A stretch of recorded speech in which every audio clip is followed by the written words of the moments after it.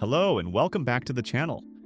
In today's video, I'm going to talk about 10 things you missed while watching the trailer for the final season of Stranger Things.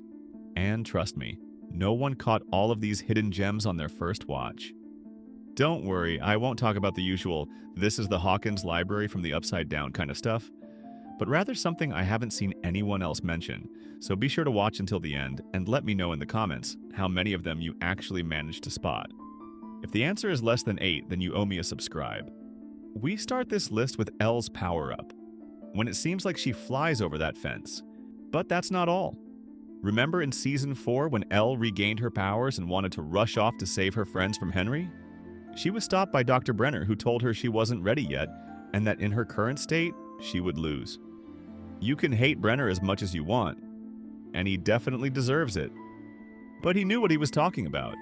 He was the one studying and containing Henry for such a long time, so he clearly understood what Henry was capable of. When Elle and Brenner confronted each other, Brenner told her, "You need to be able to fly in order to beat Henry." And look what Elle just did in the trailer. She literally flies over the fence. Elle has clearly spent the time skip training and improving her abilities. Combined with Brenner's foreshadowing, could this mean she's finally on equal footing with Henry and ready to stop him once and for all? Moving on. We all saw Mike's map when he was explaining his plan in the woods. He clearly spent a lot of time researching. Just look at all those bookmarks. It's obvious that he's using newspaper headlines to organize the map's structure. One headline reads, "The Day of Disaster," which refers to the moment Vecna opened the portals. But the most interesting headline is found at the bottom left of the map. "State declares Hawkins, Indiana, a disaster zone." This means the government is once again covering up what's really happening. If you're wondering how they could do this without people finding out, remember that the story takes place in the 1980s, when access to information was limited. Joyce literally had a job selling Encyclopedia Britannica. Just to put things in perspective, people believed whatever they saw in the news. They thought D&D groups were part of a satanic cult, so a government-fed lie about Hawkins would have been easy for people to believe. The next thing you might have missed happens in the very next scene, when Mike places 2 D&D figurines on a church-like drawing. Did you catch that those 2 figures represent Mike and Will? Mike's figure is the one with the shield, the leader, protector, and defender. As Will once said, Mike is the one who leads with his heart. The other figure represents Will, the sorcerer.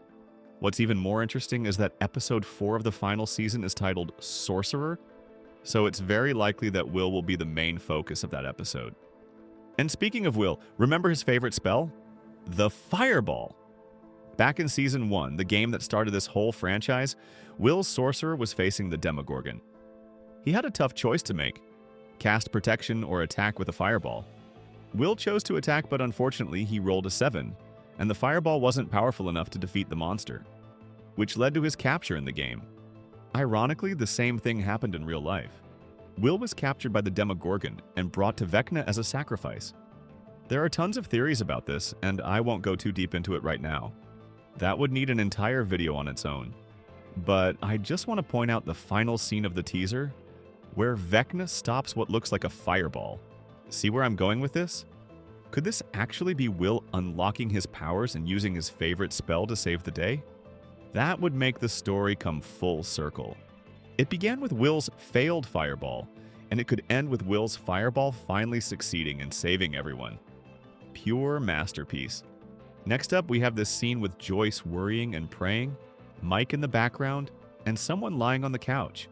As I mentioned in my other video, that person is most likely Will, which explains why Joyce looks so worried.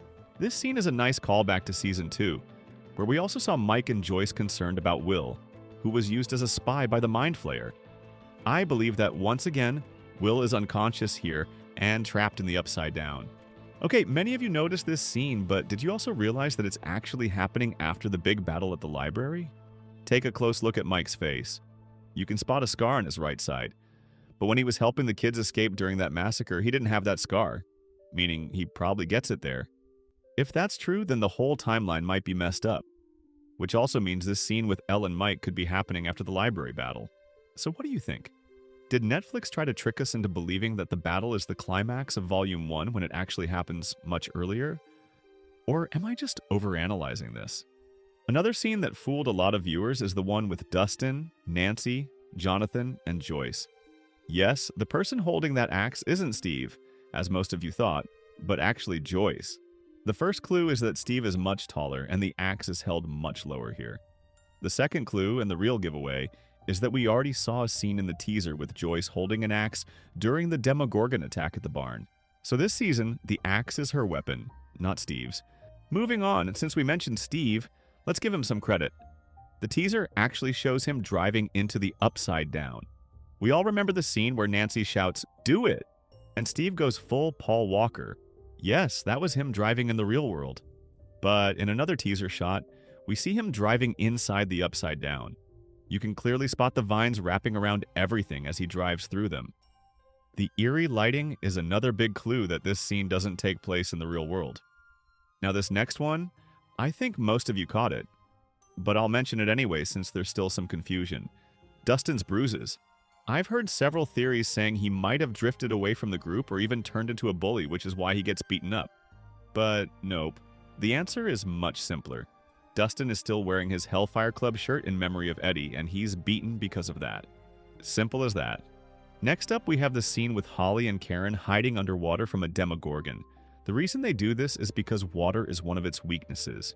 Remember in Season 2, when Will drew the underground tunnels of Hawkins? Bob noticed that the tunnels specifically avoided any source of water. The whole network was designed to bypass it. That's why Holly and Karen are hiding underwater. Not because the demogorgon wouldn't see them, but because it wouldn't attack them while they're in the water. And the last thing you didn't notice, and trust me, you didn't, is Vecna saying to Will at the end, "You are going to help me one last time." Let me explain. When we first heard that line, most of us immediately thought of Season 2, Episode 6, The Spy, the one where Will was being used by the Mind Flayer. Everyone caught that reference, but here's what you actually missed. Vecna says, "You're going to help me one last time," meaning Will has already helped him before. Now, Will didn't help Vecna back then. He helped the Mind Flayer. So I have two possible explanations for this. The first is that Will unknowingly helped Vecna return to the real world while he was trapped in the Upside Down. The second theory is inspired by the stage play The First Shadow. The Duffer Brothers confirmed that the play is canon and explores the origins of Dimension X and the Mind Flayer. To keep it short, the play reveals that Vecna thinks he's controlling the Mind Flayer, but in reality, it's the other way around. So when Vecna says to Will, "You're going to help me one last time," it might not actually be Vecna speaking. It could be the Mind Flayer controlling Vecna just like he once controlled Will. What do you think? This one really opens up some huge debates. And with that, we wrap up our list. Let me know how many of these you actually caught, and don't lie to me. Hope you enjoyed the video, and if there's something you want me to talk about next, just drop your suggestion in the comments.